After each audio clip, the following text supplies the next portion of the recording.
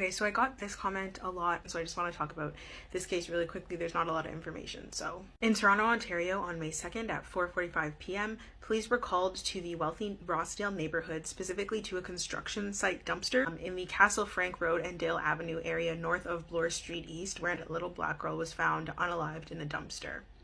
Her body was wrapped inside of a crocheted blanket, which was then wrapped inside of a plastic bag and then wrapped again in a colorful blanket.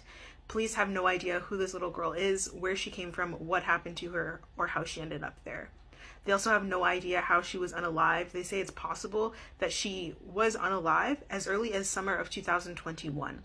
Maybe even earlier. It's believed that when she passed, she was somewhere between 4 and 7 years old. She is described as black, 3 feet, 6 inches tall, a thin build, black hair, textured hair, which was sectioned into 4 short ponytails, 2 of which were braided and tied with black and blue elastics, and she had all of her teeth as well.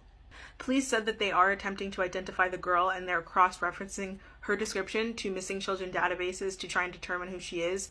They say that it's likely that the child was not reported as missing, or not reported as missing in this country. It's very likely she's from somewhere else. The police had one lead, but they immediately found the person who owned the car and talked to them and said that they had nothing to do with it. How do you just write that off right away?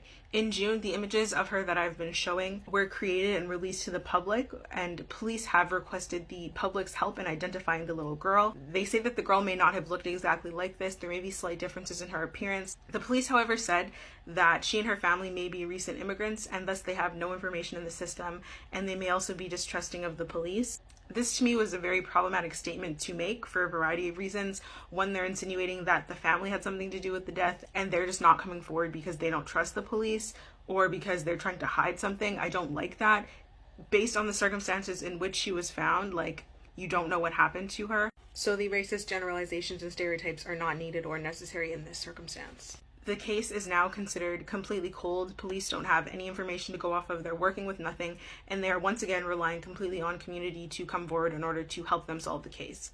Like, I talk specifically a lot about what happens to Black people because I don't think people talk about it enough. I don't think they talk about it in a respectful way. I don't think they talk about it in a way that honors the people. So I try to do that when I talk about these cases and humanize them and give as much background information as I can to make you realize that this is not just a case. This is not just something to talk about for entertainment. Like, this is a real life person.